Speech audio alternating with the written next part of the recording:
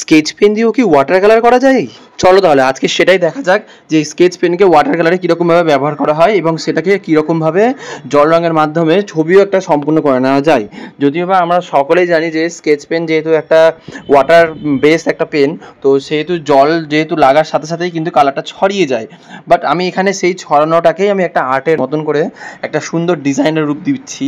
দেখো মানে এখানে কালারের সাথে আমি স্কেচ পেন পুরোটাই আর কি একটা কম্বাইন করে নিচ্ছি। এখানে আমি যেটা ছবি আঁকতে চলেছি সেটা আমাদের কবিগুরু বিশ্বকবি রবীন্দ্রনাথ ঠাকুরের ছবি আঁকছি। তো সেই ছবিটাকে সরাসরি স্কেচ পেন দিয়েই আঁকছি। তো সেক্ষেত্রে একটু সমস্যা হচ্ছে, মানে একটু এদিক ওদিক আন্দাজ করে আমি আঁকছি। যদিও বা কোনো সেরকম রেফারেন্স আমি নিইনি, নিজে থেকে একটা ভাবনা চিন্তা করে নিয়ে ছবিটা হচ্ছে। আর পেন্সিল ড্রয়িং করলে আর একটু ভালো হতো, তো আমি পেন্সিল ড্রয়িংটা না করে ডাইরেক্ট ভাবলাম যে করেই দেখা যাক স্কেচ পেন দিয়ে ডাইরেক্ট রবীন্দ্রনাথ ঠাকুরটা কতটা সুন্দর করা যেতে পারে। তো আলটিমেটলি পেনের কাজটা প্রায় শেষের দিকেই চলে এসেছে।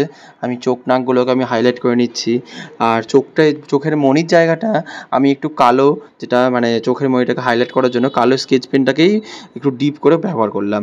তো তার সাথে দেখো কমপ্লিট হয়ে যাওয়ার পর আমি প্রথমে ওয়াটার কালার শুরু করে ফেলেছি। মোটা 1 ইঞ্চি ব্রাশ নিয়ে আমি প্রথমে আগে জল দিয়ে ব্যাকগ্রাউন্ডটা যেটা সেটাকে একটু ভিজিয়ে জাস্ট একটু ব্রাউন কালার, হ্যাঁ এখানে কিন্তু আমি নর্মাল যেটা বার্নিশ হয় না সেই কালারটাকে হালকা একটু ইউজ করলাম। আর এখানে দেখো সেটা দেখতে অনেকটা ইয়েলো অকার টাইপের লাগছে, অ্যাকচুয়ালি কালারটা প্রচণ্ডই পাতলা করে গোলা, হ্যাঁ তাই জন্য এটা একটু ওরকম টাইপের লাগছে। বাট আমি এখন মুখের ভিতরে যে রঙটা দিচ্ছি সেটা কিন্তু আমি ইয়েলো অকারই দিলাম এখন, হ্যাঁ। তো সেটাও আমি হালকা জল দিয়েই রঙটা করছি, মানে রঙটা শুকনো করলে চলবে না, আর রঙটাকে পাতলা পাতলা করে আমি টানতেও হবে। আর আস্তে আস্তে সেটাকে আবার নর্মাল তুলিটাকে ধুয়ে নিয়ে জল দিয়ে মিশিয়েও সেটাকে করতে হবে। এখানে না এটা একটু রিয়েলিস্টিকের থেকে একটু আলাদা টাইপের ফর্মের ছবিটা হচ্ছে, মানে এখানে মেন যে সাবজেক্টটা সেটাকে আমি একটু ইয়েলো টাইপেরই রাখতে চাইছি, আর পিছনে যে ব্যাকগ্রাউন্ডটা আর নিচের ড্রেসটা সেটার কালারটা একটু চেঞ্জ করে দেবো। তো দেখো এখানে সাবজেক্ট মানে রবীন্দ্রনাথ ঠাকুরের আমি মানে মুখ, চোখ, চুল, দাড়ি সবটাই আমি একটু ইয়েলো আকার দিয়ে আমি হাইলাইট করছি, কিন্তু রিয়েলে এরকম হয় না, কিন্তু এটা যেহেতু আর্টিস্টিক ফর্মে আমি করতে চাইছি তাই জন্য একটু এরকম টাইপের কালারটা দিলাম। আর এখানে যে ড্রেসের কালারটা, তো কবিগুরুর ড্রেসের কালারটা আমি একটু ব্রাউন আর ইয়েলো হালকা একটু দিয়ে ওটাকে ছেড়ে দিলাম, পুরোপুরি আমি মিশালাম না, একটু যে ফাঁকা ফাঁকা সাইডের যে সাদাটা আছে রে, তো সেটার জন্য ছবিটা দেখতে আরও অন্যরকম একটু লাগে।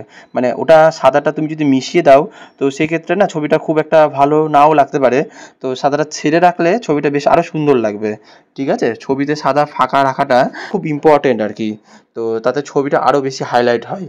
আমি দেখো এখানে হালকা হালকা করেই একটা ছবিটা করলাম, আর ছবিটাতে কালারের থেকে সাদা অংশ কিন্তু যথেষ্ট বেশি, হ্যাঁ মানে তোমাদেরকে খেয়াল রাখতে হবে যে যেই জায়গাটা মানে উঁচু জায়গা যেটা হাইলাইট আলো পড়ছে, তো সেই জায়গাটাকে সাদা রাখতে হবে, আর যেটা বেস কালার যেটা তোমার পিছনের ডার্ক যেটা সেইখানে তোমাকে কালার দিতে হবে। দেখা হচ্ছে বন্ধুরা নতুন একটি ভিডিওতে।